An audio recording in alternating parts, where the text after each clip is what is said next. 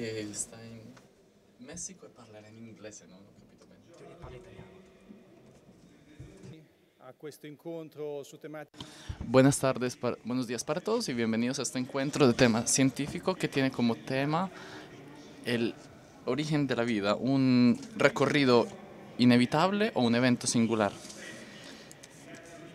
Aquí tenemos que mencionar algunos aspectos relacionados con el origen de la vida que han sido tratados en esta, en esta edición del Meeting, en el espacio Exoplanets, preparada por la Asociación Euresis para la Cultura Científica. Quien ha visitado este espacio ha podido apreciar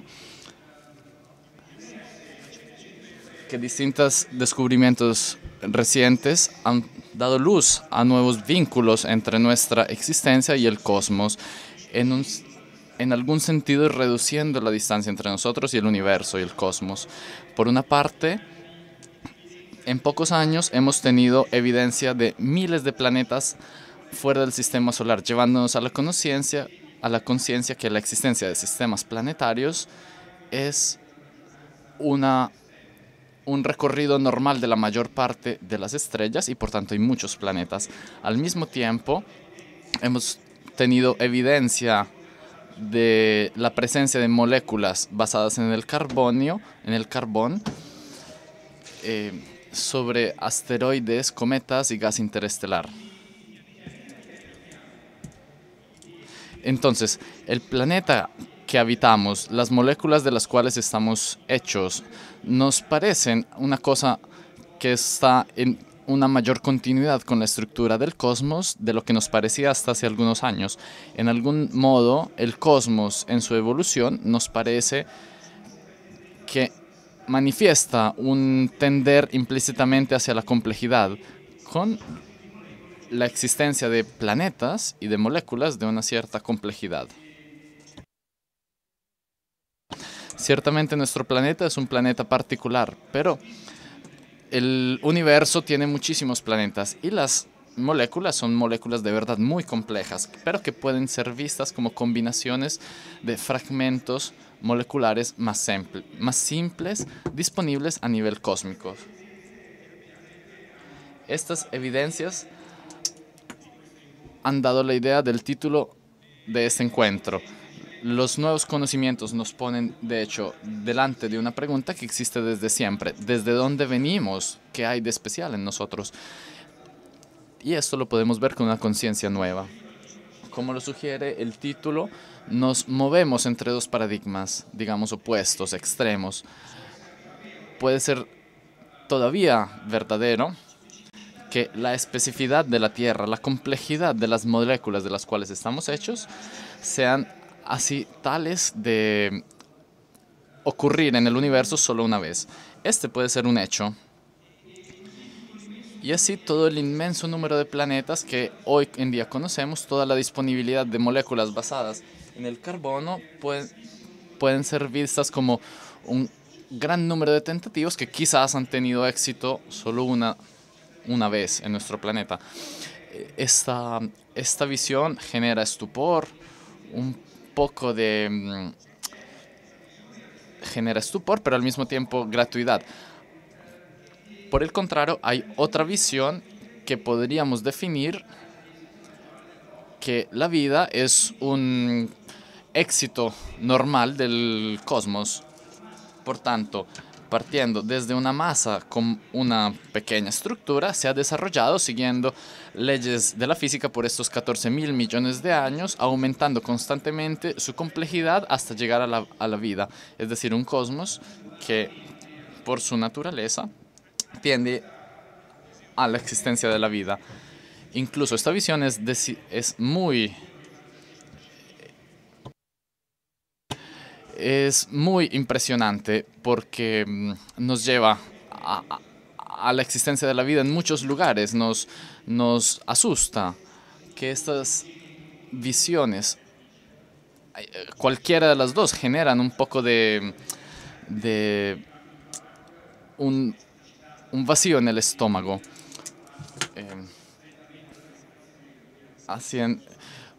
Hablando del film 2001, Odisea en el espacio, se dice, existen dos posibilidades. O estamos solos en el universo o no lo somos. Ambas son igual de asombrosas.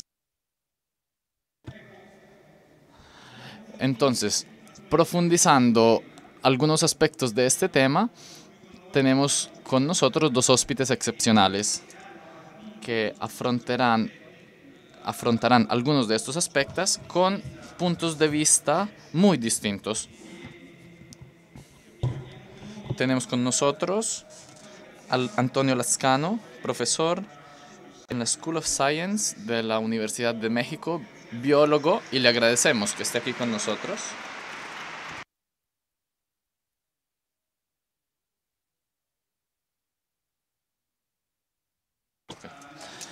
Nació y creció en México. Antonio Lascano estudió en la Universidad Autónoma de México, en la Ciudad de México, donde actualmente dirige un grupo de investigación que trabaja sobre el origen y la primera evolución de la vida. Antonio es un punto de referencia mundial sobre los temas del origen de la vida. Es autor de numerosos artículos y libros, algunos de carácter divulgativo, entre otros el texto El origen de la vida, que fue un bestseller mundial con cerca de 800.000 copias. Me hablaba sobre el origen de la vida desde su actividad científica. Él ha tenido importantes colaboraciones en amistad con los grandes padres fundadores de este sector, en particular con el científico ruso Alexander Oparin, a quien le gusta recordarlo como un nono ruso, el científico americano Miller, famoso por su experimento que muchos de nosotros hemos estudiado en el colegio, sobre la sintetización espontánea de los compuestos del carbono, y ha publicado muchos trabajos juntos, y también con Francis Hake, con el cual en algunos periodos trabajaron sobre el origen de la vida. Los contributos de Antonio Lascano tienen que ver con la química sobre la Tierra primordial y el estudio de las condiciones que permiten la formación espontánea de los componentes principales de las biomoléculas. Antonio fue 2 veces presidente internacional para el estudio del origen de la vida y de distintas organizaciones internacionales, entre las cuales la ONU y la NASA. Recibió numerosos grados honoris causa, entre estos en Italia, en la Universidad de Milán. En 2014 fue elegido miembro del Colegio Nacional, que es el órgano académico más prestigioso de México. Le agradecemos de estar aquí con nosotros.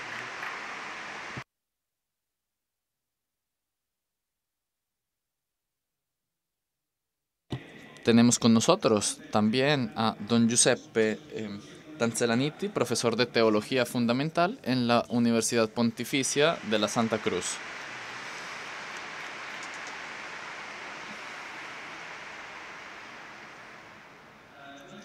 Don Giuseppe Tanzellaniti es graduado en astronomía en la Universidad de Bolonia y trabajó por algunos años en la investigación científica en el campo de la radioastronomía y de la cosmología como investigador del CNR en el Instituto de Astronomía de Bolonia y después en el Observatorio Astronómico de Turín. Fue coautor del primer catálogo general de velocidad radial de las galaxias y después en 1987 fue ordenado sacerdote y en 1991 doctor en teología. Actualmente es profesor ordinario de teología fundamental en la Universidad Pontificia de la Santa Cruz en Roma y incluso en el Observatorio Vaticano. Como teólogo, trabaja en la teología de la revelación, en particular entre la teología cristiana y la cultura contemporánea. Ha escrito numerosos ensayos sobre la relación entre filosofía y teología y sobre el conocimiento actual de Dios y las dimensiones de la investigación científica. Trabajó en el Diccionario Interdisciplinar de Ciencia y Fe y es autor del tratado en 4 volúmenes del Tratado de Investigación Científica.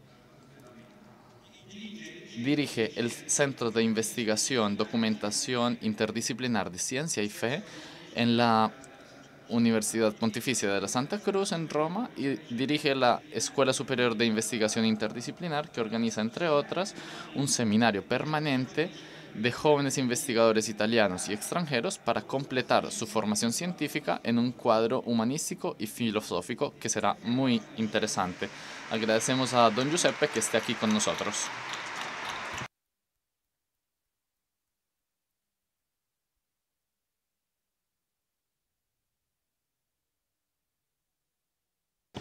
En el diálogo y la preparación de este encuentro quedamos de hacer una pregunta a cada uno de carácter general y luego una pregunta de carácter un poco más personal.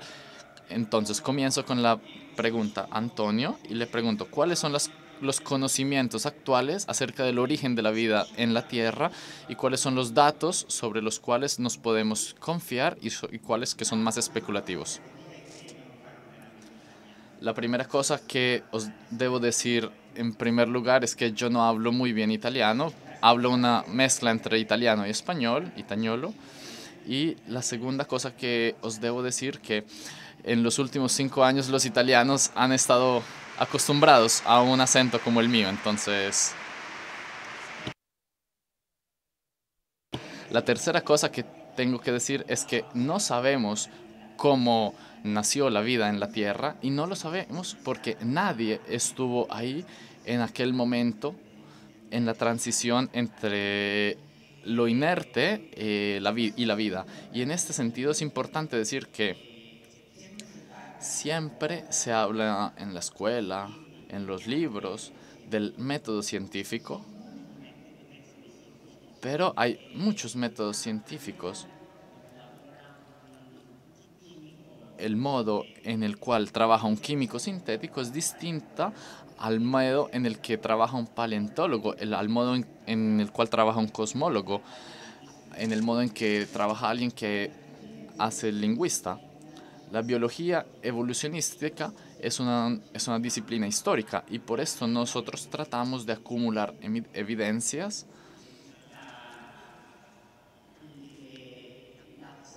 de la posible composición química de la Tierra primitiva, de las posibles relaciones, reacciones y tratamos de reconstruir una historia. En este sentido, el estudio del origen de la vida depende mucho de muchas disciplinas científicas y nosotros tratamos de construir un área de investigación multi e interdisciplinaria y sabemos que es muy fácil que la formación de un planeta, sabemos que el hidrógeno es el elemento más abundante en el universo. Al inicio del sistema solar, la Tierra tenía una atmósfera sin oxígeno libre, con mucho hidrógeno. Sabemos que el tipo de reacciones químicas sintéticas que pueden ocurrir en esta atmósfera y tratamos de analizar las muestras extraterrestres de meteoritos, la química de otros planetas para entender la composición química del caldo del caldo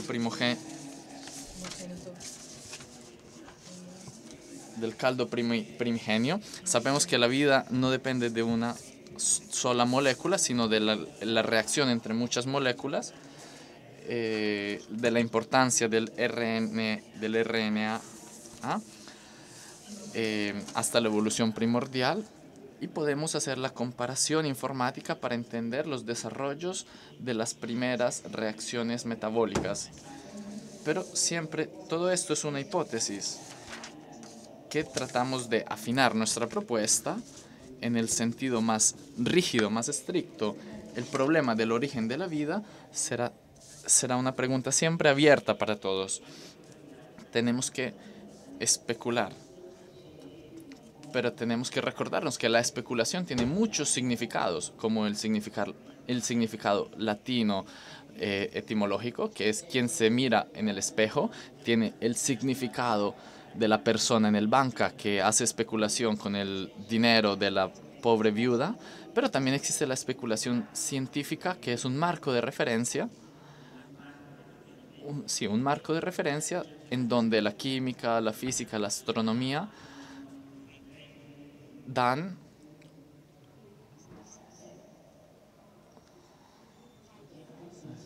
dan un conjunto de reglas, de propiedades, y poco a poco entendemos más, poco a poco nuestro conocimiento se vuelve más preciso, pero siempre abierto. Gracias.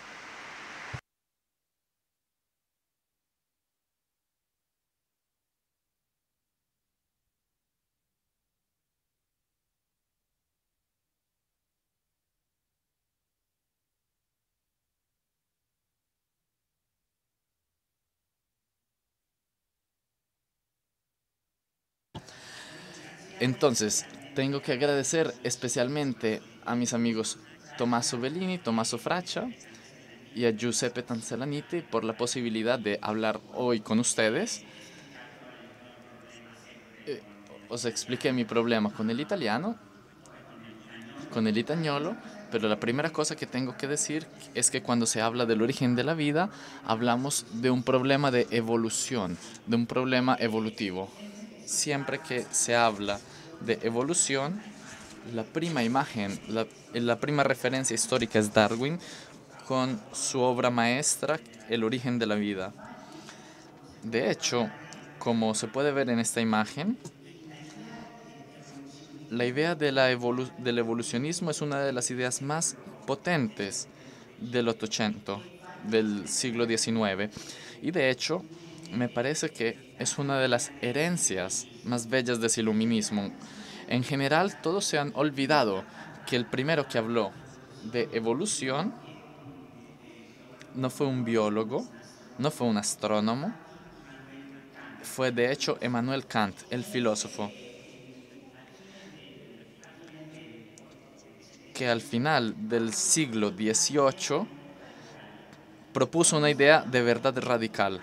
Nosotros sabemos que Newton dejó en su obra la idea del sistema solar y del universo como una especie de reloj cósmico donde con unas ecuaciones, las cuales son simétricas respecto al tiempo, se puede saber la posición de un planeta, de una luna, sin ningún problema. Y cada día podemos mirar el éxito de estas ecuaciones cuando se ve como un satélite que se lanza a otro planeta llega sin ningún problema, en general, sin ningún problema. Este es el poder de la física newtoniana, pero Newton no habla del origen de esta visión mecánica del reloj cósmico. Newton habla de un universo donde no hay un origen y un fin.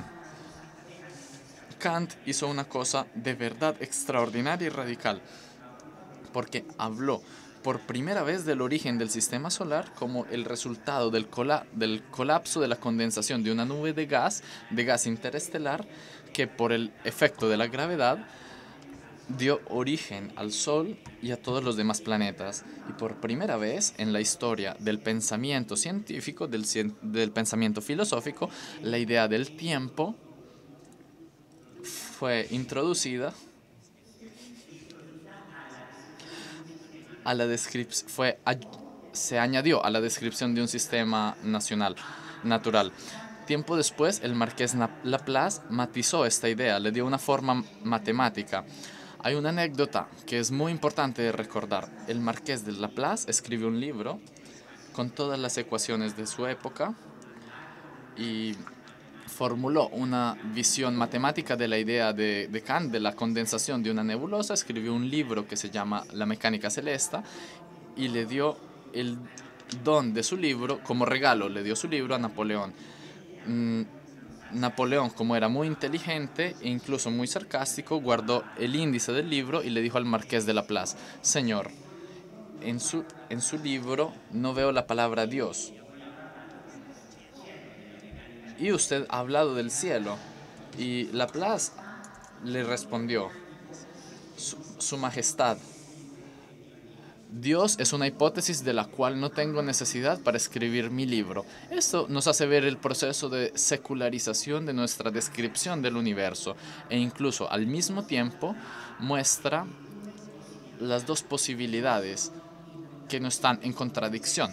Son distintas, me parece. La posibilidad de una reflexión mística religiosa sobre el universo o la visión de una visión científica. Después de Kant, después de Laplace,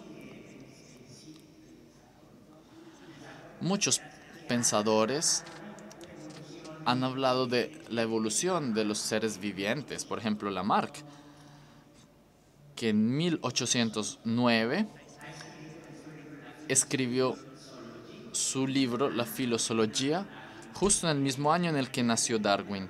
En este modo, el libro de Lamarck se vuelve el acta de bautismo de Darwin en algún sentido. Después Lyell, que fue maestro de Darwin, habla de la evolución de la superficie celeste. Sadi Carnot y Thomson hablaron del aumento del desorden en un sistema adiabático, es decir, de la entropía, y esto le da un sentido temporal a un sistema físico. Spencer habla de la evolución de las lenguas. Marx y Engels hablaron de la evolución de un sistema de producción económica, el impacto sobre la evolución social. Renan habla sobre la evolución de las religiones y se puede ver que de hecho Darwin no es aquel que comenzó con la idea de la evolución. En algún sentido muy fuerte es la culminación del pensamiento evolutivo del 1800. Entonces, Darwin no habló en público del origen de la vida. Su trabajo se basa en dos aspectos fundamentales. Uno, la idea de que toda la diversidad biológica pasa a través de la evolución, y propuso la idea de la selección natural como el mecanismo que explica la diversidad biológica. Es verdad que no habló del origen de la vida en público. Él era algo tímido, pero dejó un marco de referencia, un contexto en el cual se puede analizar el origen de la vida. Y un seguidor de Darwin, Ernest, que estuvo en Italia, que escribió de Garibaldi, de la unificación de Italia, leyó toda la obra de Darwin y decidió de construir por primera vez la idea que nosotros llamamos la evolución cósmica. Haeckel, como un buen alemán, leyó con mucha atención a Kant y comenzó su libro de la historia natural de la creación, diciendo que de hecho el sistema solar es el resultado de la condensación de una nebulosa solar. También la Tierra se formó en este modo. Cuando la Tierra estaba fría, se acumuló el agua líquida sobre la superficie de la Tierra, y después, como Haeckel no entendía mucho de química, usó la idea de la generación espontánea para decir, en este planeta de este modo se originó la vida, y después explicó toda la diversidad que se puede ver en su árbol filogenético. Haeckel, como todos los investigadores alemanes, tuvo una gran influencia en el desarrollo del pensamiento y de la investigación en la Rusia imperial antes y después de la Rusia soviética. Y en este contexto histórico es en el que Alexander Ivanovich, el cual era un joven Oparin, que estudió un poco de fisiología vegetal en la Universidad de Moscú, propuso que de hecho aquello que Haeckel llamó la generación espontánea se puede dividir en algunas etapas. Primero, la formación de una atmósfera sin oxígeno libre, porque si no, no había vida, si no, no había fotosíntesis, si no hay fotosíntesis, no hay oxígeno, si no hay oxígeno, la atmósfera claramente no puede hospitar la vida. Y esto es bueno porque el oxígeno es muy tóxico para los compuestos orgánicos. Esta mañana, si usted corta una manzana, se da cuenta que si la manzana se vuelve oscura, esto es una reacción con el oxígeno. En aquel momento, Oparin predijo una atmósfera sin oxígeno. Por esto, la síntesis de los compuestos orgánicos tenía una gran tradición alemana. Él aprovechó de estos conocimientos Él aprovechó de estos conocimientos para proponer la idea de la formación de una sopa primogénita, de un caldo primigenio. Y entonces, en esta visión pre-mendeliana de la molécula, él no pensaba que la vida dependiera de una molécula, sino que la vida era el resultado de la interacción entre diversos compuestos. Y en ese tiempo el mejor compuesto físico-químico que tenían del protoplasma, una sustancia de la cual nadie habla hoy, pero que se habla en la historia de la biología, es el organismo primordial. Para Oparin, las primeras células eran bacterias sin oxígenos que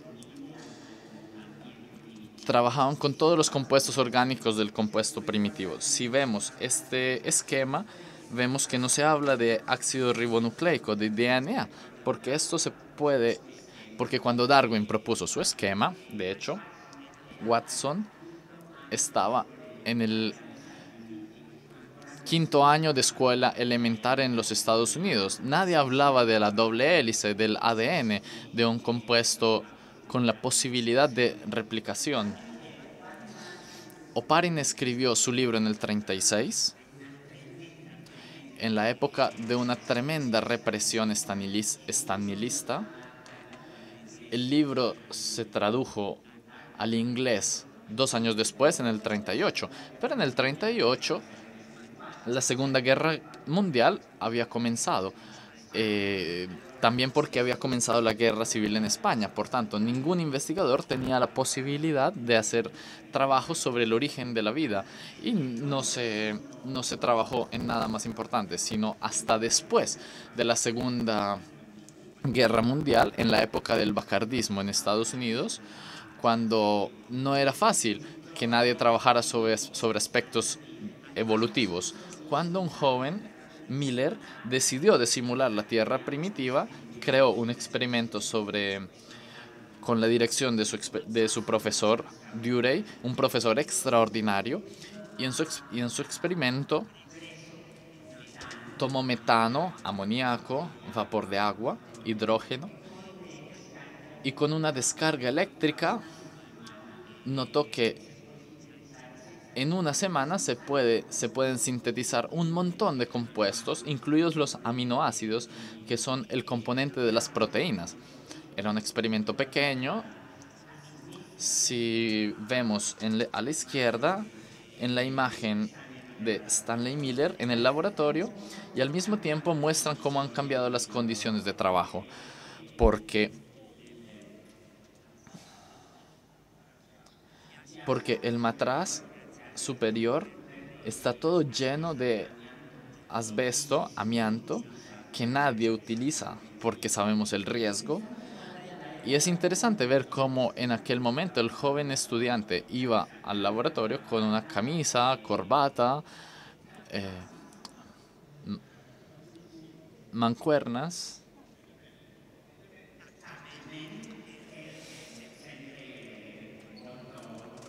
muy, muy bien peinado. Y hoy en día yo le pregunto a mis estudiantes si se bañan antes de ir al laboratorio. Esto nos hace ver cómo cambian las cosas. Pero la cosa más interesante es que después de 5 horas, Miller observó la formación sin ningún problema de los compuestos orgánicos.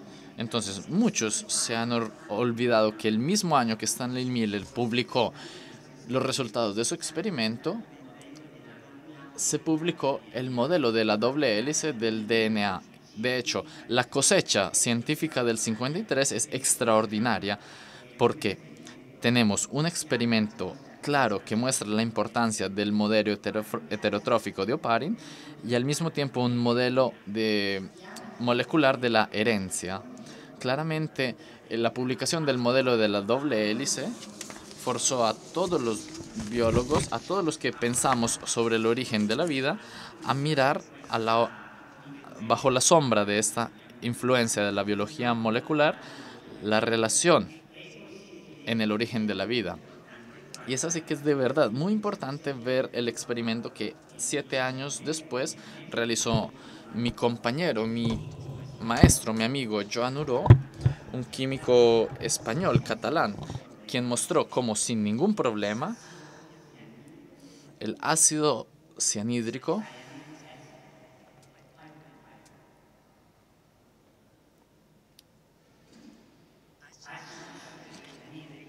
quien mostró cómo el ácido cianhídrico sufre sin ningún problema una autocondensación y una reacción muy elegante que sin ningún problema puede sintetizar la adenina, siempre con una velocidad increíble. Algunos años después, Leslie Orgel y Jim Ferris, a La Yola, en California, un territorio mexicano ocupado, mostraron que si tomamos un intermediario de esta reacción y se deja al sol, bajo la luz del sol, esto permite la formación de la adenina sin problema. ¿Por qué es importante este experimento? Porque muestra que al mismo tiempo que en la Tierra primitiva explicamos la formación de los aminoácidos, se pueden explicar la formación de los componentes de los ácidos nucleicos. No quiero explicar toda la química prebiótica porque no quiero arriesgar que os adormentéis, pero no tenemos ningún pedazo de la Tierra primitiva. Entonces, ¿cómo podemos probar que de hecho los compuestos orgánicos tenían un lugar en la Tierra primitiva? Entonces tenemos un regalo del cielo en el sentido místico, pero en el sentido físico y literal, que es la caída de los meteoritos. Que en particular tenemos el meteorito de Murchison, que cayó en Australia después de que nosotros llegamos a la Luna. Entonces, la NASA en ese tiempo había preparado todo el laboratorio para hacer el análisis químico limpio, sin contaminación de las muestras lunares, y con esta infraestructura técnica analizaron el meteorito de Murchison, que tiene la misma edad de la Tierra, y se puede ver cómo cuando se observa la composición orgánica del meteorito, hay un montón de ácido carboxílico, de aminoácidos, de polímeros, de pilimidina, tiene la misma composición que un experimento como el de Miller, tiene una composición muy parecida a los seres vivos. Esta puede ser una indicación. No es una muestra, pero es una indicación de cómo podríamos imaginarnos la formación de un caldo primogenio en la Tierra antes del origen de la vida. Y esto, de hecho, permite imaginar la Tierra primitiva como un lugar en el cual la energía geológica, volcánica, los meteoritos, los cometas, las descargas eléctricas han permitido la formación de una diversa cantidad de compuestos como los aminoácidos, los componentes de ácidos nucleicos, etcétera. Sin problemas podemos entender la formación de un caldo primigenio, un caldo sin cocinero, un caldo natural que se formó sin problemas. Si alguno de ustedes, si alguno de ustedes supone que Dios es un químico orgánico, está bien. Pero esto no es un acto de fe, esto no es una cosa claramente que se puede probar en el laboratorio, esta es una cosa muy distinta. No llamamos a un cocinero cósmico para la formación de un caldo primigenio en la Tierra. Entonces, el gran problema que preocupa a los investigadores del origen de la vida es cómo puedo formar de un sistema como el brodo primordial una molécula de ADN que tiene la capacidad, la posibilidad de replicarse, que almacena la información genética, pero que no tiene la actividad de catalizador. ¿Cómo es la relación con las proteínas? Y aquí esto se volvió un problema increíble, casi un problema ideológico. ¿Qué estuvo antes, las proteínas o la química? Y entonces esto por 15 o 20 años se volvió un debate muy intenso, casi violento entre las distintas facciones que trabajamos en el origen de la vida. De hecho, es posible que antes de las proteínas, antes del DNA, haya nacido el RNA, el ARN, que ha sido siempre como el patito feo de la biología molecular. Es decir, una molécula que nosotros pensamos que podría ser solo un mensajero, pero que de hecho es una molécula que hemos descubierto que tiene una estructura a 3 dimensiones muy compleja. En los años 60 del siglo pasado, Leslie Orgel y Francis Crick vieron que el ADN es una molécula muy hermosa, es como una columna salomónica, con una gran simetría, pero incluso las proteínas son incluso más complejas y esa complejidad estructural explica su propiedad catalítica y de hecho se dieron cuenta que el ARN es una molécula que tiene esta posibilidad de formar estructuras espaciales muy complicadas, muy complejas. E hicieron una cosa muy extraordinaria en biología. Leslie Orgel y Francis Hill propusieron que el RNA es un catalizador. En biología es muy difícil hacer una predicción. Podemos explicar el pasado, pero el futuro no, es muy difícil. No es como la mecánica de Newton, no es como la química orgánica. Es de verdad muy difícil hacer esto. Crick y Orgel hicieron esta propuesta y después de 20 años, casualmente descubrieron que, de hecho, el RNA tiene las propiedades catalíticas. El grupo de Sidney Allman, el grupo de el otro grupo mostraron que el ARN puede facilitar las reacciones de romper las cadenas de RNA. Y esto fue una sorpresa porque nos puede ayudar a saber que el gran catalizador biológico son las proteínas. Nosotros hoy sabemos que no podemos explicar la biología sin usar las propiedades catalizadoras del RNA. Yo le pregunté a Francis Crick qué pensaba de del descubrimiento de las propiedades catalíticas del ARN y él me dijo en un sentido muy inglés. Yo creo que lo había olvidado. No, no es verdad. El problema es que toda la biología está construida sobre una catalización proteica y nadie con tanto prestigio en la academia, él es una persona muy prestigiosa en la academia, nadie pensaba que esto fuera posible. Esta idea de que el RNA tiene propiedades catalíticas, podemos decir que el RNA tiene información genética como el ARN, como el virus del Zika, el virus del dengue. También catalizan las reacciones químicas como las proteínas. Es una molécula como el diojano de los romanos que puede mirar en 2 direcciones. Pero la cosa más importante es que nadie cree que el ARN se originó casualmente.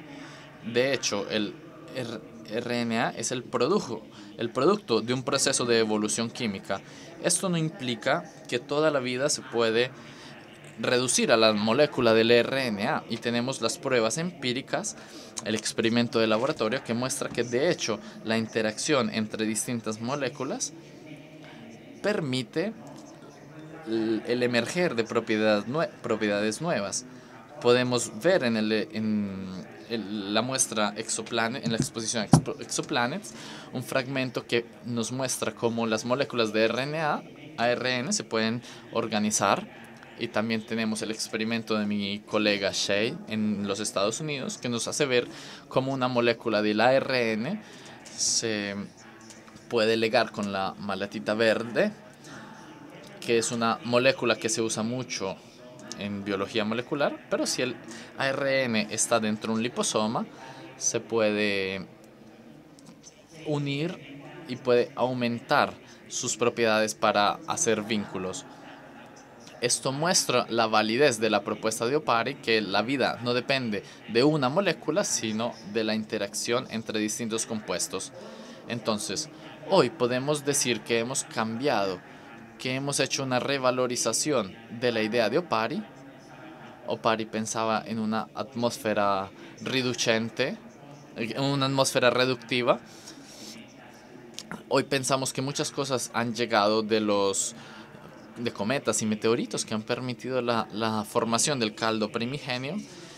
Nadie habla hoy de Taservati en el sentido principal de Opari y de la evolución darwinista de un ser viviente, de una población de seres vivientes formados de RNA que dio origen al ADN y también a las proteínas. Entonces, nosotros tenemos de este modo una posibilidad de formar un caldo primigenio. No sabemos cómo pasar de un caldo primigenio a las moléculas del ARN, pero el ribosoma, que es esta máquina molecular que permite la formación de proteínas, es una prueba muy fuerte de que la síntesis de proteínas se origina en un mundo del ARN. Seguramente el ARN estabiliza la información genética y es claramente un producto de la evolución biológica. Y después tenemos esta explosión extraordinaria de la diversidad biológica. Entonces aquí en este slide, en esta diapositiva, hice un dibujo muy lineal, muy simple de la evolución. Pero tenemos que decir, y esto me parece muy muy importante, tenemos que decir que nosotros no sabemos si fue así que la vida nació. Es imposible demostrar que este fue el recorrido evolutivo que llevó al origen de la vida. No obstante, las pruebas disponibles que tenemos desde la astronomía, de la química, de la física, de la paleontología, de la biología molecular, de las distintas áreas de investigación, son coherentes con la posibilidad de que hubiera sucedido en este modo. La última cosa que debo subrayar es que existe una gran confusión. La evolución es un progreso. La evolución es un progreso a una forma superior de vida. No existe ninguna forma superior de vida. Es verdad que nosotros tenemos un cerebro muy desarrollado, pero nuestras capacidades metabólicas es muy pícola, muy pequeña si hacemos una comparación con una bacteria.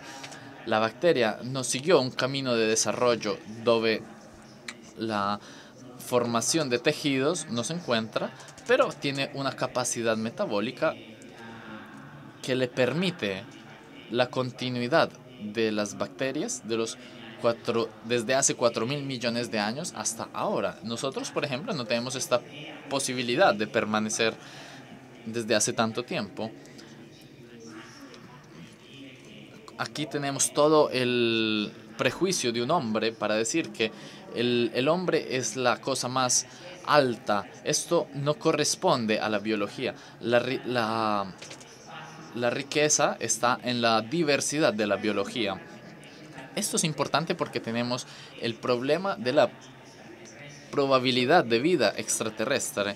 Os tengo que recomendar un libro que se puede encontrar en internet sin problema, de George Basalla, que es un investigador de la historia, de la filosofía, de la tecnología, de la investigación, que muestra cómo el prejuicio que tenemos sobre el desarrollo de la tecnología hoy en día se transformó en una premisa para la búsqueda de vida extraterrestre. De hecho, os debo decir una cosa que Lynn Marguin, una gran investigadora americana, que buscar vida extraterrestre es la extrapolación cósmica del prejuicio del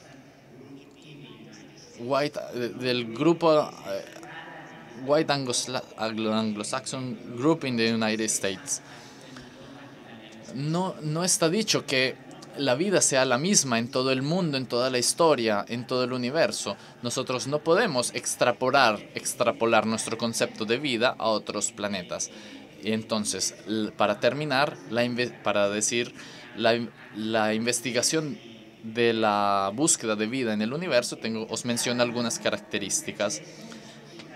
En primer lugar, es un reflejo sobre la Guerra Fría, el término L en la ecuación de Drake, que habla de la posibilidad de una civilización que no se autodestruye por la bomba atómica, es un reflejo de esto.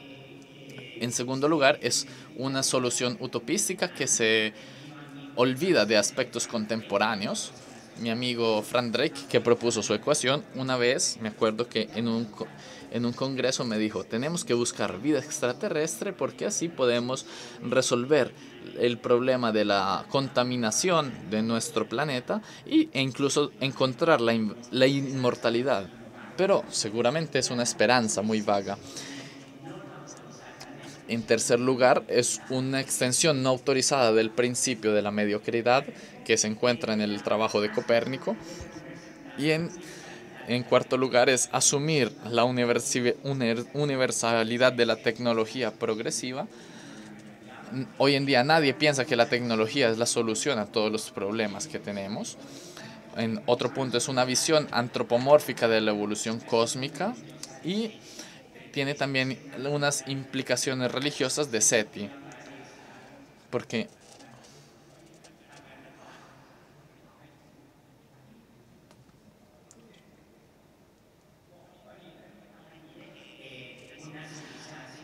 podría aparecer una civilización extraterrestre que viene del cielo y entonces esta es una teología del supermercado. Se pierde toda la reflexión rica de la tradición teológica de las distintas religiones para suponer que basta con que una entidad extraterrestre apareciese sobre la Tierra para resolver estos problemas. Por esto, el mensaje final es muy claro. Cuando se busca una cuestión como el origen de la vida en la Tierra, en el universo, es importante desarrollar una humildad intelectual, pero esta humildad no puede no puede acabar con nuestra curiosidad científica. Gracias.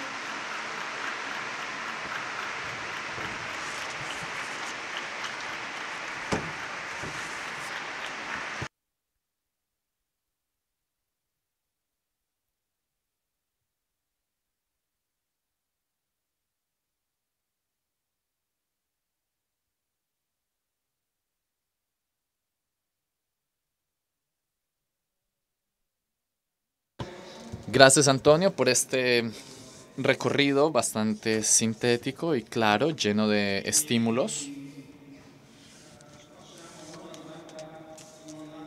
Hagamos ahora una pregunta a don Giuseppe Tanzellanitti, incluso esta de carácter muy general.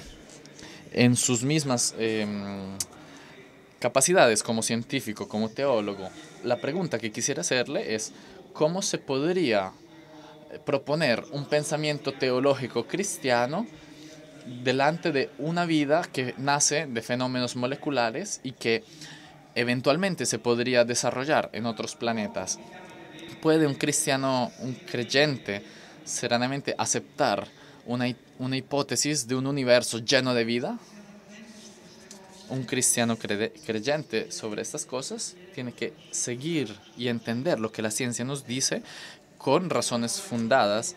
La primera cosa que me viene en mente es que la teología cristiana habla de Dios como el viviente, como aquel que da la vida y aquel que vive.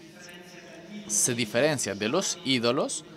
Los salmos y los profetas son muy claros en esto porque justamente los ídolos no viven, el Dios de Israel vive.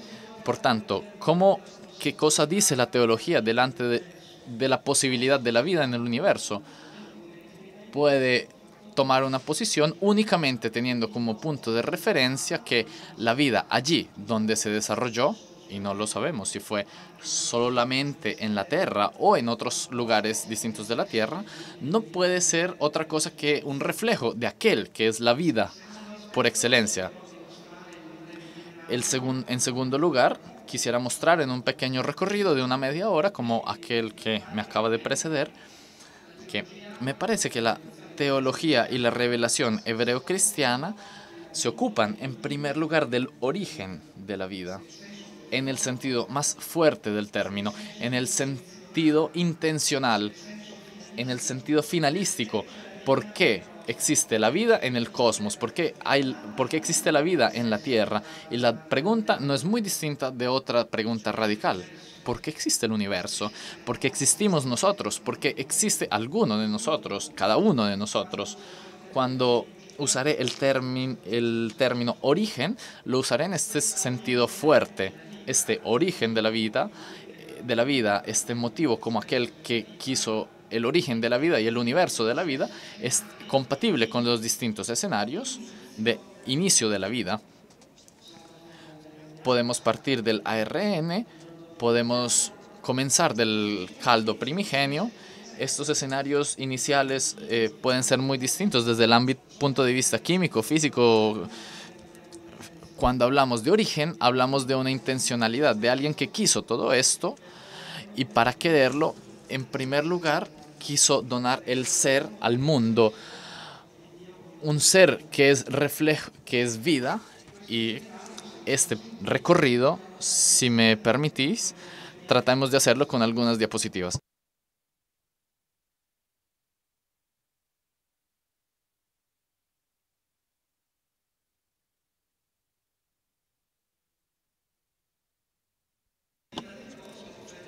La vida en el cosmos, entre investigación científica y fe cristiana. No os quiero hablar del cocinero en sentido metafórico, sino de quien, desde el origen, pensó en la vida. Trataré de hacerlo en 3 breves pasos, más una conclusión. 3 pasos que son preguntas que nos podemos hacer. ¿La vida biológica tiene origen en Dios? La segunda pregunta, ¿la aparición de la vida responde a un proyecto? Y la tercera pregunta, ¿nuestro universo es un universo lleno de vida? El cuadro bíblico y la confesión hebreo-cristiana nos habla en un modo bastante explícito de la causalidad radical de Dios sobre la vida. Dios nos lo presentan como fuente y origen de la vida. Dios es el vivente y el amante de la vida. De la revelación hebreo-cristiana se puede ver con suficiente clareza que la vida es fruto de la voluntad explícita de Dios. No es algo que sucede casualmente, no es algo que salió de sus previsiones, sino aquello que Dios quería. Dios preside intencionalmente las dinámicas que causan el inicio de la vida. El hombre y la mujer vienen creados como seres personales de frente a Dios. No obstante, al inicio su vida depende, como aquella de los otros vivientes, de elementos materiales, y en esto la escritura es muy explícita. Su relación de origen con el Creador se coloca sobre un plano radicalmente nuevo.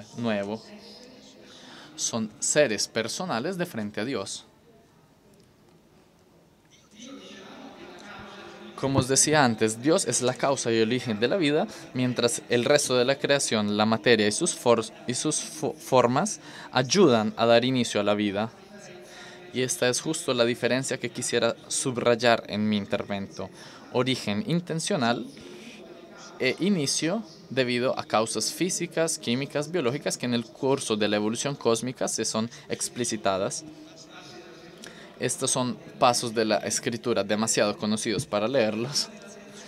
Quisiera poner énfasis en algo que quien tiene familiaridad con el texto bíblico ya sabe, cómo la tierra produce las aguas.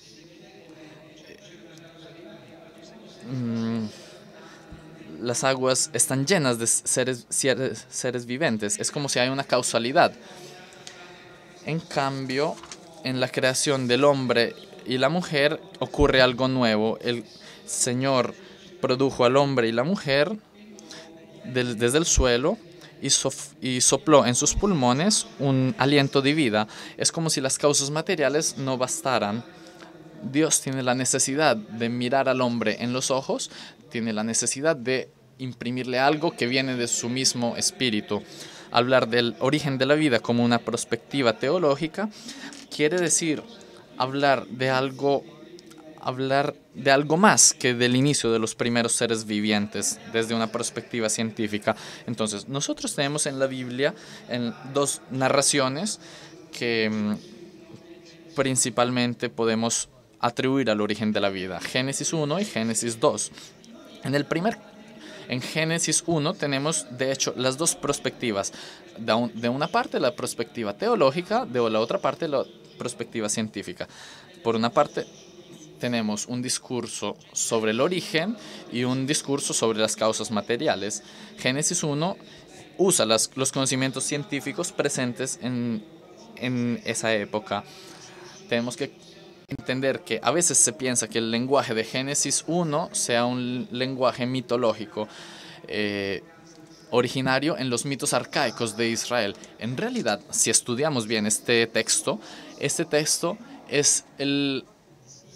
nos testimonia un esfuerzo muy grande por parte de su autor para tratar de poner juntas los conocimientos científicos que existían en ese tiempo con la fe clara de que Dios era el origen de todas estas cosas, de que en el principio Dios creó el cielo y la tierra. Por el contrario, Génesis 2 tiene un lenguaje mucho más alegórico y tiene una perspectiva mucho más teológica. La vida, os decía, es un atributo propio de Dios, no es algo que Dios tiene, Dios es vida. Se distingue de los ídolos porque está vivo. Dios es el viviente no porque participa de la vida, sino porque la vida le pertenece como algo propio, está de la parte de la vida.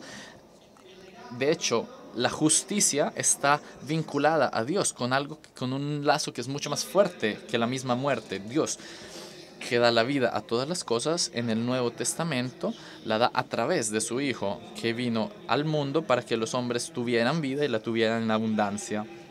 La imagen trinitaria de Dios nos hace entender cómo Dios, el Padre, del cual todo es origen, hace que su Hijo, Dios, dé la vida en abundancia, y su espíritu es un espíritu vivificante. Tres personas trinitarias en la cual cada una de ellas está marcada por esta relación privilegiada con la vida. En los tres verbos de acción más frecuentes en el Evangelio, sobre todo en los sinópticos, que tienen como sujeto a Jesús de Nazaret, está el verbo curarse, therapein.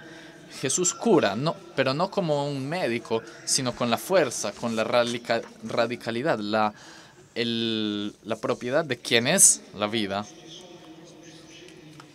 ¿Cuáles son las implicaciones teológicas en un contexto científico?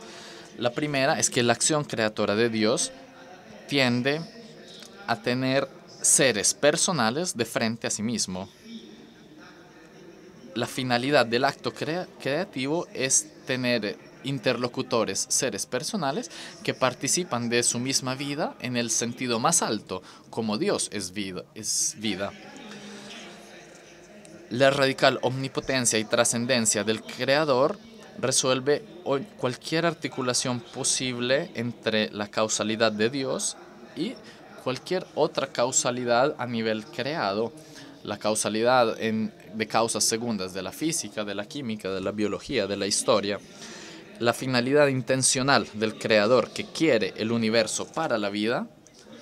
Esta finalidad actualiza cualquier otra causa segunda. Si queremos usar la metáfora de antes, la receta va antes del trabajo del cocinero y precede a todos los ingredientes. Porque hablar de un ser viviente y hablar de un ciclo termodinámico finito, y esto lo tenemos que decir porque es así, sostener que Dios es vida, entonces es equivalente a confrontarse con una promesa. Reflexionemos, la vida se manifiesta como una promesa. Dios es vida, el viviente, y entonces Y no obstante, nuestra experiencia fenomenológica es un ciclo termodinámico finito y para que haya vida tenemos la necesidad de la muerte. Entonces, esto quiere decir que la vida es depositaria de algo que va más allá de sí misma. La vida es la sede de una promesa. El universo entero participa de una ontología trinitaria de la vida. Dios es vida porque es una comunión de personas. Cada cosa fue hecha en el verbo, a través del verbo y en vista del verbo encarnado. Cada cosa fue hecha por amor y tiende al amor. Y entonces, si la naturaleza relacional antecede la ontología de la vida en Dios, entonces en la dimensión biológica, que es una imagen de Dios, la relación es algo muy importante. La vida es relación. Nosotros hablamos de organismos, no de mecanismos. La vida es una red de relaciones. Esto después los hombres de ciencia saben que también tiene una aplicación en lo que se llama System Biology, es decir, acercarse al vivente no como un mecanismo, sino como un organismo. Pero en Dios, vida y amor coinciden. La imagen divina trinitaria como comunión de vida y amor mantiene intacto su significado, incluso dentro de un horizonte cósmico. Si dijimos antes que la teología afirma que en cualquier lugar que hubiese vida más allá de la tierra sería un reflejo del vivente de Dios como vida, alguien podría tener la pregunta, entonces, ¿nuestra idea de Dios trinitario no es quizás demasiado antropomórfica, la idea de un padre, de un hijo, de un espíritu? Reflexionemos un momento. Donde hay vida hay generación, donde hay vida hay comunión. Y donde hay vida existe la posibilidad de alteridad, no solo en la línea de la generación, pero incluso en la línea de quien está delante de mí, que no fue generado por mí. Por tanto, la imagen trinitaria de un Dios que es sujeto de generación, de inspiración y al mismo tiempo de comunión, si reflexionamos un momento, es una imagen todo excepto antropomorfa, porque donde hay vida se puede ver este significado. El segundo paso que quisiera hacer con ustedes es responder a la pregunta si la aparición de la vida es la respuesta a un proyecto o no. Como el título de esta conferencia, ¿es un recorrido inevitable o un evento singular? Para responder a esta investigación, a esta pregunta, la investigación científica puede responder en modo cuantitativo, con sus ecuaciones, con la probabilidad, con las cuentas, con estos números muy importantes que se tienen que hacer. Pero la vida contiene relaciones cualitativas, no solo cuantitativas. Y pensad, cuando elegís una persona en el momento del matrimonio, pensad al amor de una madre por sus hijos. Estas son relaciones cualitativas. Seguramente tienen una base fisiológica y bioquímica, pero no hablamos solamente de cantidad. Cuando hablamos de vida podemos hablar también de relación existencial. ¿Cuál es el sentido de mi existencia? Y de estas relaciones existenciales, de las cuales la teología en primer lugar se ocupa. Y este es el tercer aspecto que nos interesa más a nosotros los hombres nos interesa esto, es decir, la respuesta sobre nuestra existencia. Por esto, si quisiéramos traducir el título recorrido inevitable o evento singular en un modo significativo para nosotros, nos podríamos preguntar, detrás del mundo, en los fundamentos del mundo, ¿hay alguien? No algo, alguien. Y este alguien tiene algo para decirme. Además, yo para este alguien valgo algo. Esta es una relación existencial. Y es la que nos interesa más.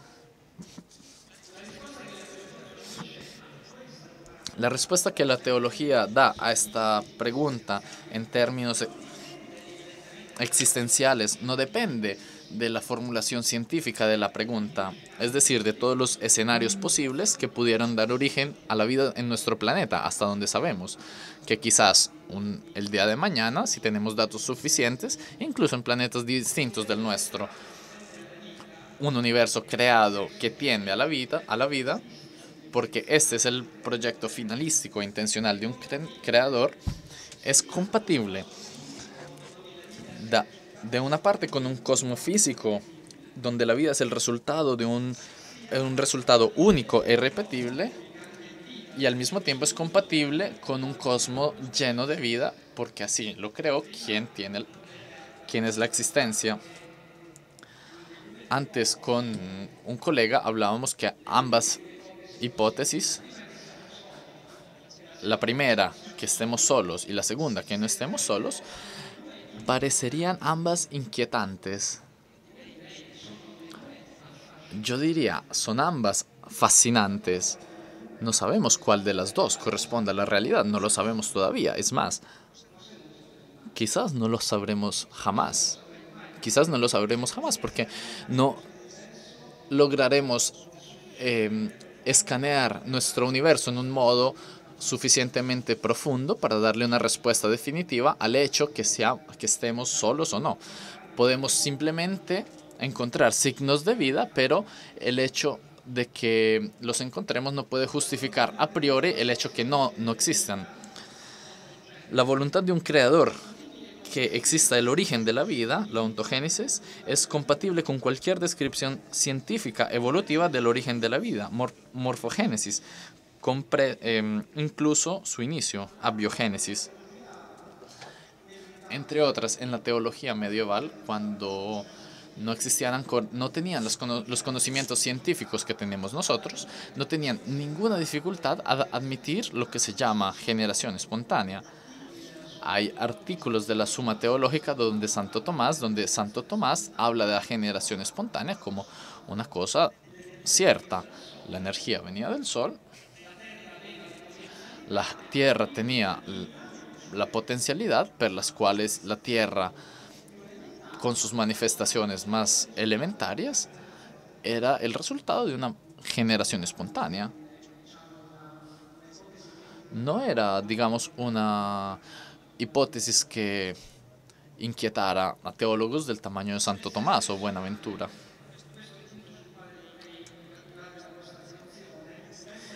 El ser personal, y sobre esto quisiera hacer énfasis, posee manifestaciones, libertad, racionalidad,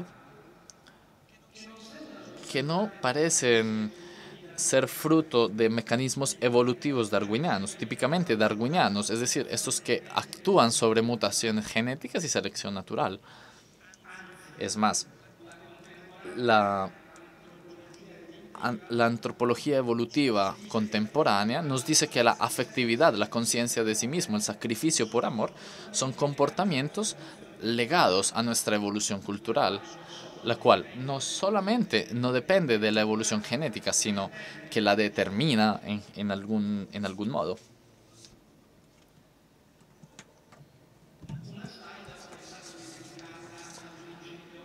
Una diapositiva quisiera dedicarla al principio antrópico. Podría ser una expresión familiar a algunos de nosotros.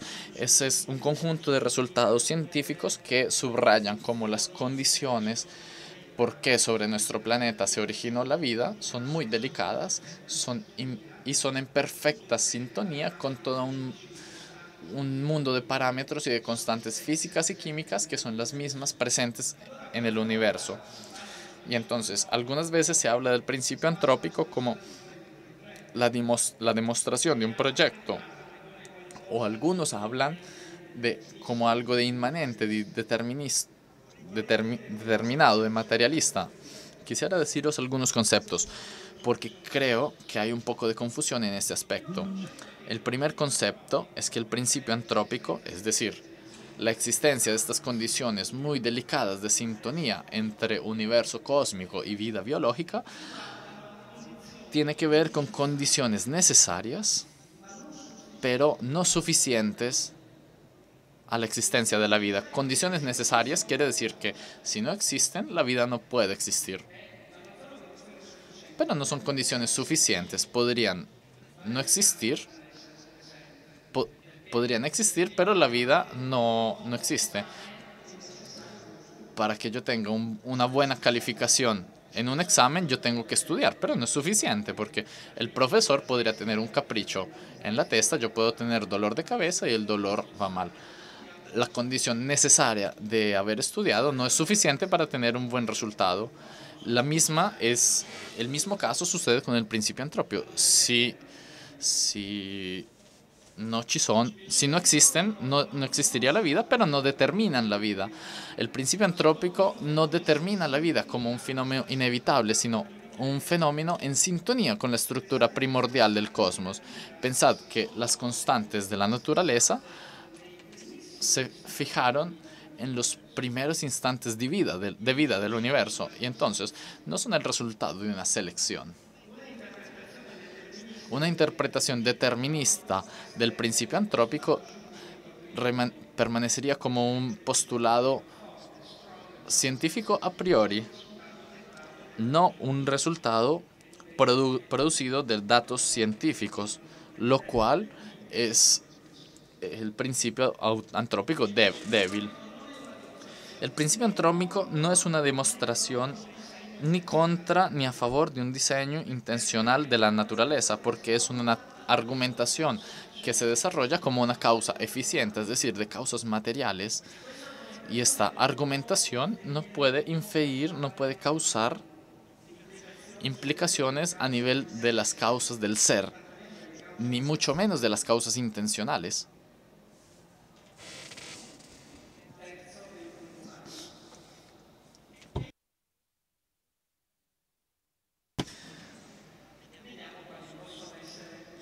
El tercer paso es, ¿está nuestro universo lleno de vida? Veamos cuáles son las perspectivas de esta pregunta.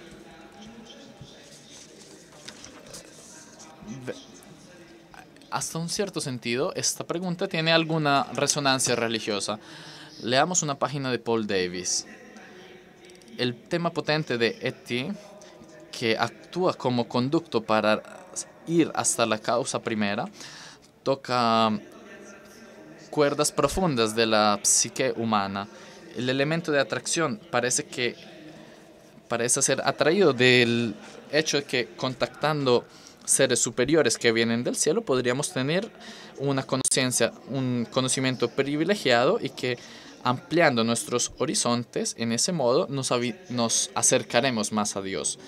La investigación de inteligencia artificial puede ser vista como parte de una búsqueda religiosa que ha existido siempre, no solo como parte de una investigación científica. Entonces, Paul Davies habla de una resonancia interesante del problema. Es como si él da respuestas a problemas fundativos extraordinarios a los cuales no sabemos darle respuesta.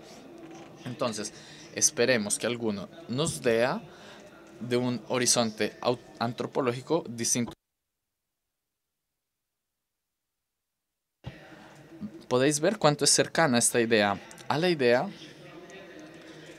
propia de la teología hebreo-cristiana. Es Dios que se revela al hombre, no a través de la vida inteligente extraterrestre, pero no a través de su diseño. Era el único modo para que nosotros comprendiéramos, como dice Santo Tomás, sin mezclar errores en poco tiempo, cosas que si las dijera la filosofía implicaría mucho tiempo y con tantos errores. Sobre el tema del origen de la vida en el universo, la teología puede poner muchas preguntas. Entonces, una de estas es si la fe en un Dios creador, en su verbo hecho carne, es consistente con la presencia de vida o de vida inteligente en un contexto cosmológico. Esta me parece una pregunta correcta, y la respuesta es sí, es consistente. Una segunda pregunta es cuál es la relación de la vida extraterrestre si fuera presente con la revelación de Dios como vida y fuente de la vida. La respuesta que traté de decir al inicio, en cualquier caso, sería un reflejo. ¿Cuál es la relación que debería tener racionalmente la vida inteligente con una revelación de Dios como finalidad última espiritual de la vida inteligente en el cosmos? Estas son preguntas lícitas que la teología podría afrontar. Algunos autores tratan de hacerlo. Incluso hoy, por el contrario, hay preguntas que no son consistentes porque no están epistemológicamente bien formuladas. Por ejemplo, os quiero hacer algunos ejemplos. El querer explicar si una vida extraterrestre tiene o no tiene un pecado original, a esto simplemente la teología no puede responder. No puede responder porque no tiene información y no se puede obligar a dar respuestas si no hay datos. O también explicar si Dios se tiene o no se tiene que encarnar, morir o no morir en cruz sobre otros planetas. La teología simplemente está en silencio porque no tiene respuestas, está en silencio. Otra pregunta sería tener que explicar si la presencia de vida extraterrestre en otros planetas se confirma o se desmiente en la Sagrada Escritura. Y aquí podemos encontrar todo tipo de opiniones.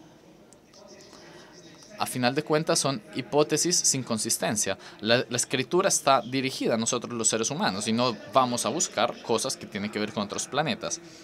Ahora, si la teología renuncia a anunciar, a afrontar preguntas como estas, no es por buscar atajos, sino porque son preguntas que, formuladas en este modo, traen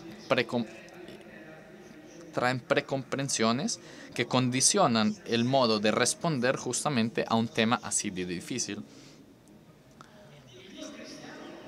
El Dios cristiano no es un Dios platónico desde el cual todo se puede deducir.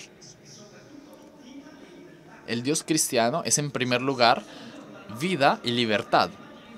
Entonces, si fuera un Dios platónico, entonces Dios es así y podemos deducir todas las cosas. Pero nosotros no, todo esto no lo podemos deducir porque pertenece a la libertad de Dios y a sus planes de salvación. Algunas perspectivas teológicas sobre la difusión de vida en el cosmos. No hay argumentos con prejuicios en contra de la presencia o difusión de vida extraterrestre en el cosmos. Por el otro lado, la solución de que la vida humana en el hecho único que exista la vida humana no se puede calificar como una ingenuidad. Otro punto es que la tradición hebreo-cristiana profesa la fe en la existencia de los ángeles, es decir, el sentido de la creación no se juega todo en la relación entre Dios y el hombre, sino que permanece abierto a otras criaturas, las cuales, incluso dependiendo de Dios, pueden tener una economía de revelación y de salvación distinta a aquella del género humano.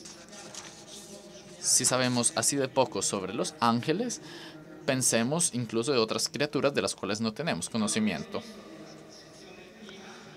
Como vimos en la sección precedentes, la imagen de Dios uno y trino mantiene su universalidad y su consistencia incluso en un contexto cósmico, incluso donde pueda existir vida extraterrestre o inteligente.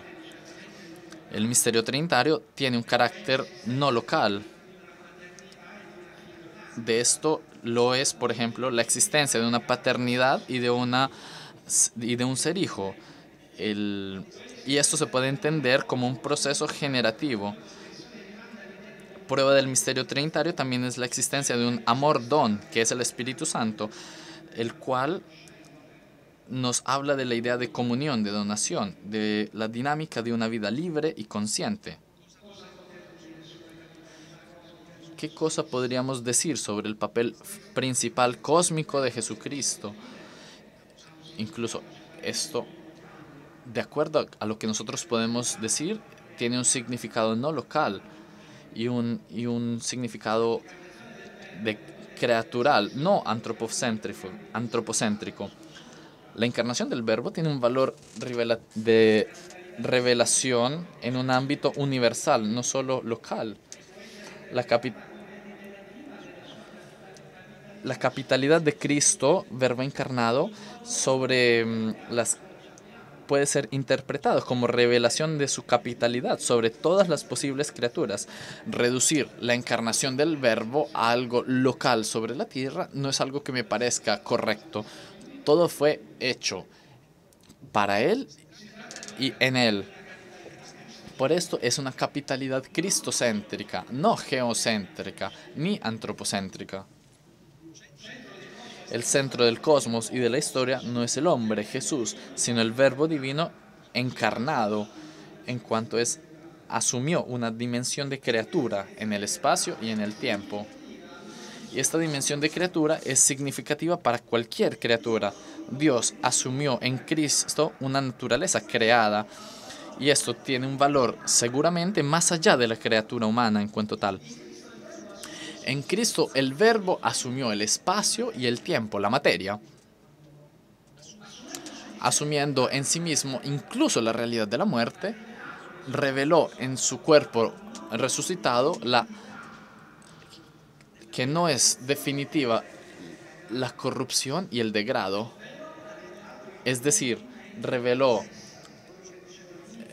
el cumplimiento de la promesa, es decir, un destino que tiene que ver con el universo entero, que está no solo destinado al degrado, no solo el hombre, tenemos una promesa para todo el universo, no solo para nuestra vida.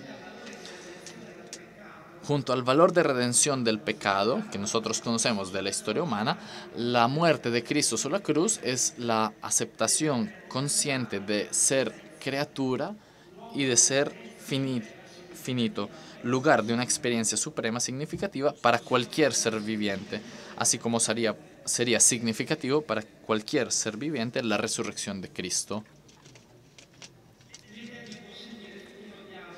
La idea de un posible diálogo en el futuro parece una cosa imposible, dadas las características de las distancias, pero un creyente en Dios vería una experiencia extraordinaria, reconociendo un origen común y la posibilidad de comprender mejor la relación con la creación entera. Un encuentro simile, un sucesivo diálogo, yo no lo veo factible, pero no podría no tener una dimensión religiosa en el sentido más exquisito de la palabra. Pero la idea es una idea muy difundida, que el contacto con una vida inteligente que clarifique la inteligencia de un Dios creador, liberando al Homo sapiens de una fase religiosa infantil. Esta es una opinión que yo creo bastante ingenua, es decir, creer que alguien venga a darnos las grandes respuestas definitivas, eso es ingenuidad. La mayor parte de los temas religiosos y existenciales que caracterizan a nuestra especie mantendrían inalterado todo su significado, el dolor, el sufrimiento de los inocentes, la muerte, la esperanza de la resurrección. Estas cosas están legadas al ser criaturas, no solo al ser humano. La última palabra sobre la cuestión de la vida extraterrestre no respecta a la teología, sino a la ciencia. La existencia de vida y de vida inteligente en planetas distintos de la Tierra no viene propuesta ni excluida de ningún argumento teológico. A la teología, como a toda la humanidad, no queda nada más que esperar. Os agradezco.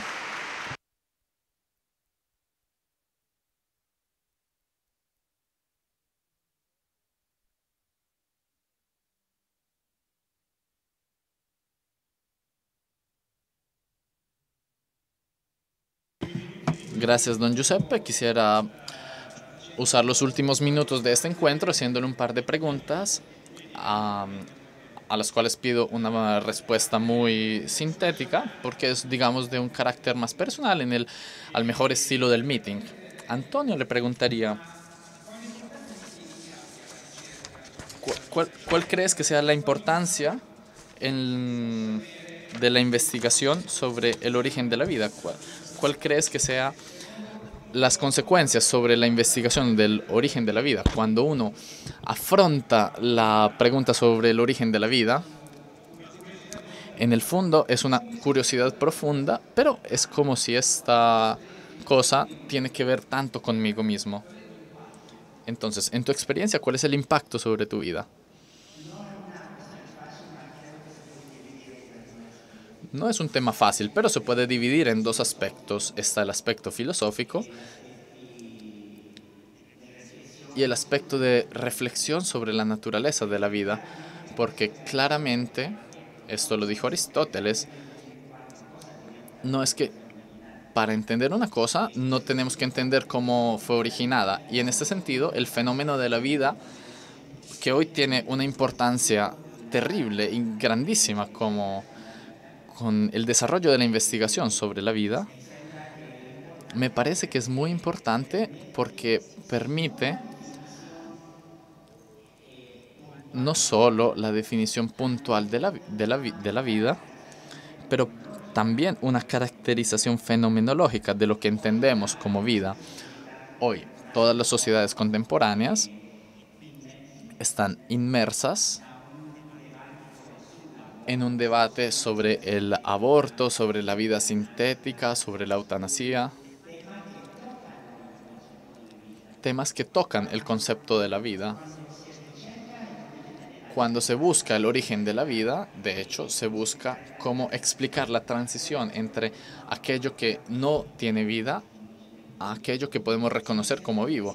Y me parece que estamos en un punto donde ningún sistema legal, económico, teológico, científico puede dar una óptica solución a este problema. Entonces, desde un punto de vista científico,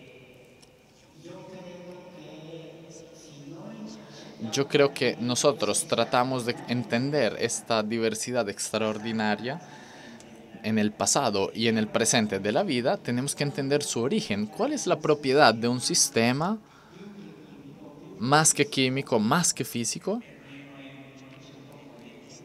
Para mí no tiene un componente místico. Es un sistema biológico que tiene estas extraordinarias potencialidades. No en el sentido aristotélico, sino en el sentido de un desarrollo para transformar el planeta.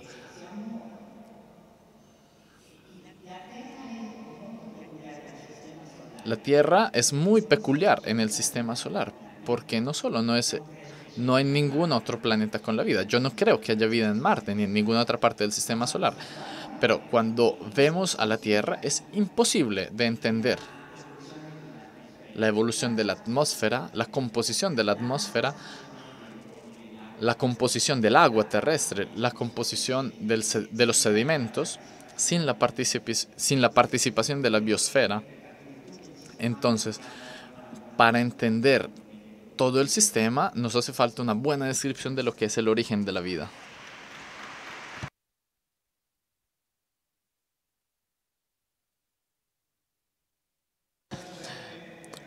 Hago una última pregunta, don Giuseppe, tomando lo que nos decía ahora Antonio. En este periodo, ciencia y tecnología pueden proporcionar nuevos desafíos al concepto de vida, al origen de la vida, y también en muchos otros contextos. Como sacerdote y como teólogo, ¿cuáles son las preocupaciones que tienes en este momento sobre el concepto mismo de la vida? Yo distinguiría un aspecto doble del desafío. Si es desde el punto de vista del conocimiento, yo no tengo ningún miedo, porque la teología, es decir, la fe, que es mucho más que la teología, tiene necesidad de cualquier forma de conocimiento, y por tanto todo aquello que nos hace crecer, que aumenta nuestro background de conocimientos científicos, ayuda a un acto de fe más responsable y a una teología más madura. Entonces, desde el punto de vista del conocimiento, no veo este desafío como una competición. Me gusta recordar una frase de Tommaso Campanella en la Apología per Galileo.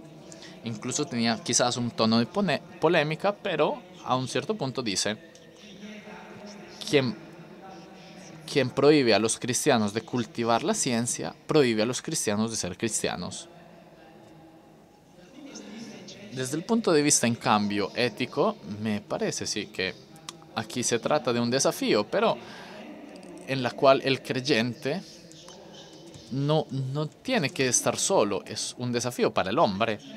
Es decir, la ciencia, la tecnología tienen que estar al servicio de la vida humana. Y esto no porque hay una fe trascendental que dice que el hombre es imagen de Dios, pero porque para todos los creyentes o no creyentes, el ser humano es el bien más precioso que tenemos. En esto hay un principio de precaución.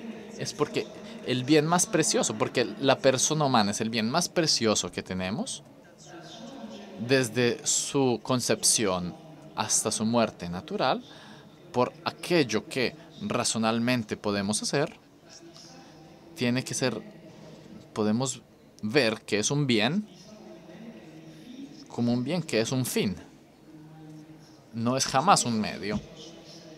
Y en esto sí que pueden existir algunas inquietudes, no tanto en la ciencia de Bajes, sino en algunas aplicaciones tecnológicas. Incluso si después podemos ver bien que muchos de los problemas generados a nivel de bioética, de biotecnología, parecen a veces mucho más dictados de exigencias de carácter económico, incluso de ganancias o de otras causas, pero no de un verdadero progreso de conocimiento a nivel de ciencias de base.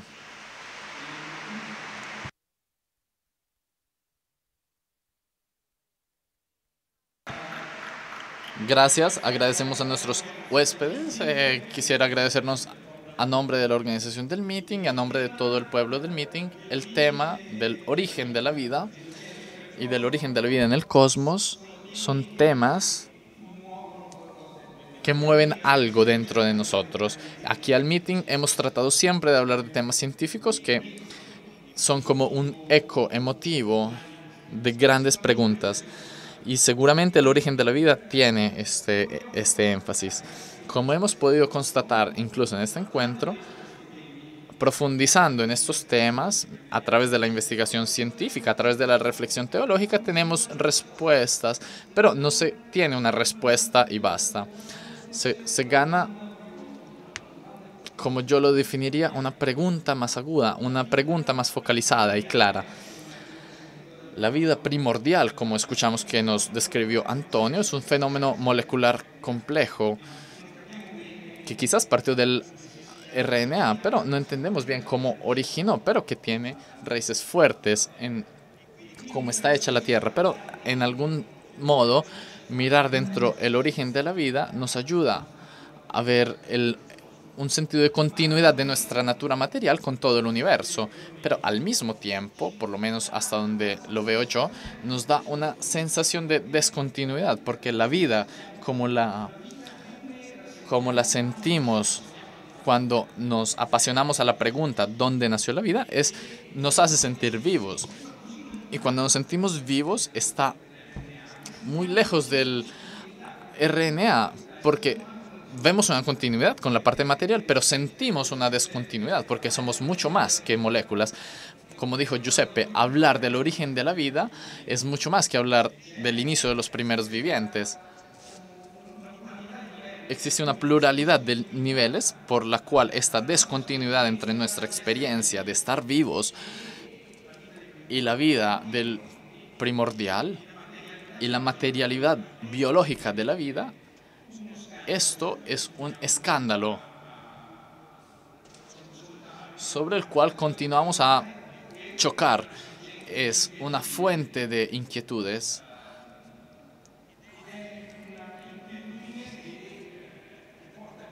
y es una inquietud que trae para nosotros y una pregunta importante. Cito a don Giuseppe: en el fundamento del mundo hay alguien. Y yo quisiera guardar estos temas científicos con este eco existencial así de fuerte, y creo que este nivel de pregunta sea inevitable. Para finalizar, 2 avisos importantes para el meeting. En primer lugar, el viernes 24 de agosto a las 7 en el salón A3 intervendrá Mohamed Bin Andab Alisa, secretario general de la Liga Musulmana Mundial, el representante de más de 150 países islámicos. Se subraya la absoluta excepcionalidad del evento porque el meeting hospita en Italia la primera intervención del secretario Alisa. El segundo aviso en realidad es una llamada para ayudar el meeting incluso en el sentido económico. El meeting es sin duda alguna un hecho económico, incluso porque es completamente gratuito. Es completamente gratuito, gratis, porque es fruto del esfuerzo colectivo. Por tanto, os pedimos que este esfuerzo colectivo toque lo más posible a cada uno de vosotros. Y digamos, en el modo que creáis están los puntos donahora caracterizados de un corazón rojo. El meeting